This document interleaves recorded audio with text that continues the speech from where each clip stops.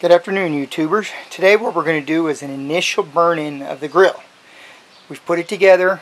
I've put pellets in it.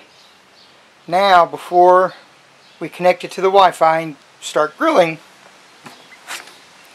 we need to burn everything in the grill. That way all the solvents or anything used in the processing or making of the grill or in the paints gets baked off. It also sets the metal and gets ready for the first time you want to cook. So the first thing we need to do is turn it on. Now see, it says off on the grill. So we're going to hit the up button and the grill just came on. Now for about the next 2 to 4 minutes it's going to go through a cycle. Also, since we preloaded our burner with pellets, they should ignite, allowing the grill to have time for the auger to feed in fresh ones. So let's see how it goes. Now it's showing a 1, meaning it's gone through its first phase. It should be 3 cycles, 0, 1, 2, and 3. We're waiting on it to display a temperature that lets us know that we can begin. Okay, what's happening now is we've gone through stage 2 where the burner came on. Now we're in stage 3. And at this point you can begin to smell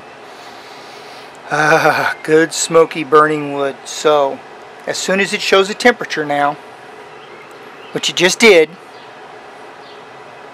setup is done. So what we need to do now is we're going to run the grill up. We're going to run it up to about 350 degrees.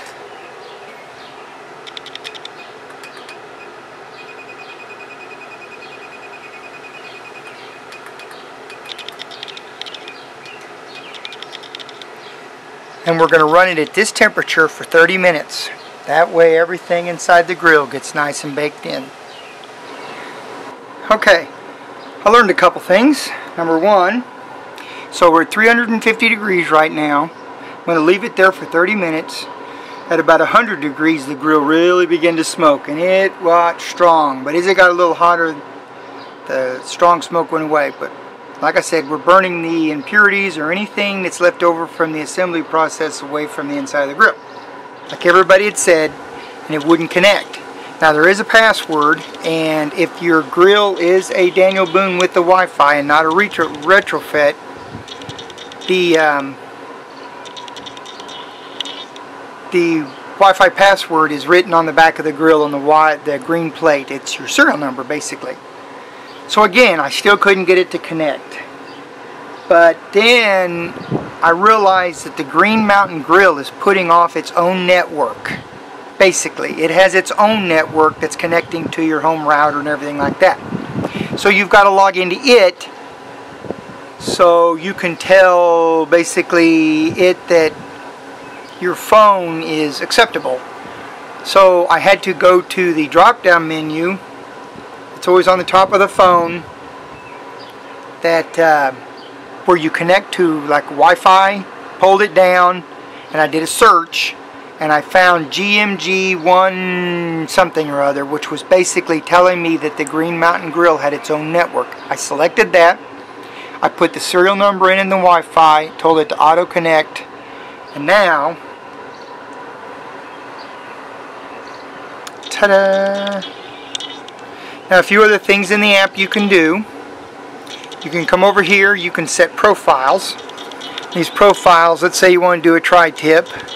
So you can go in here and you can set parameters for your grilling that you want it to do, say 125 degrees, stop at this, and for how long. You give it instructions and it will follow that profile.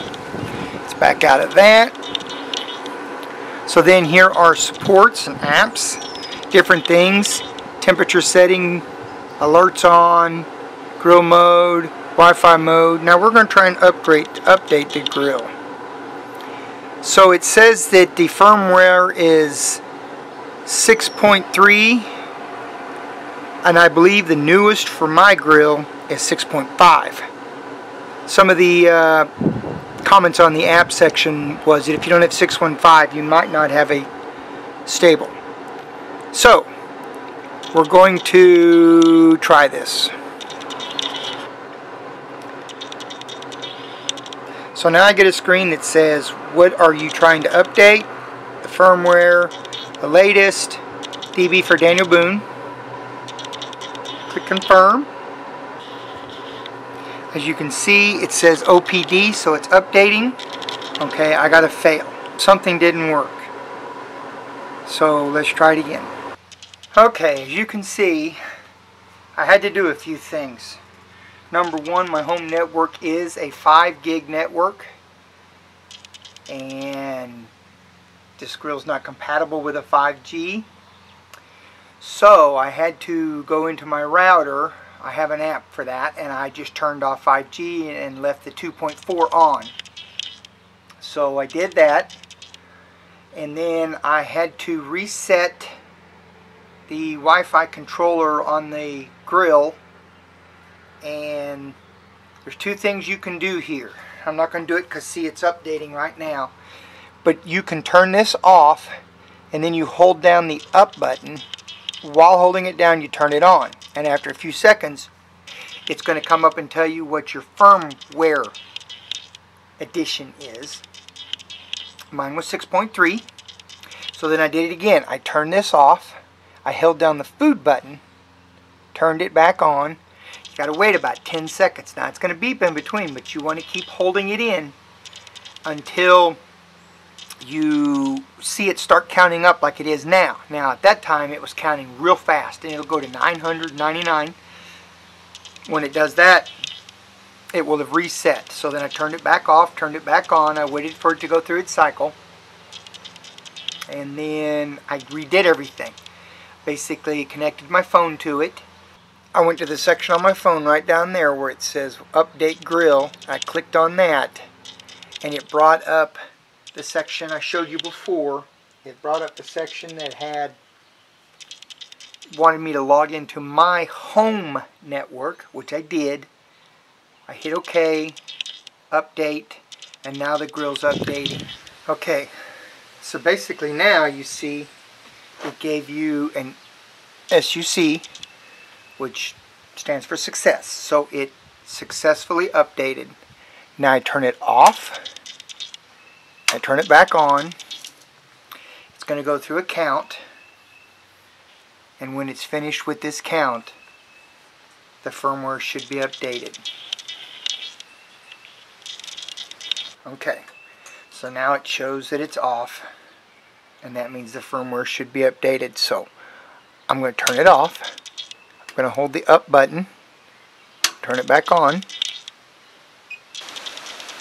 and there we go, 6.5. Now the grill's wanting to start.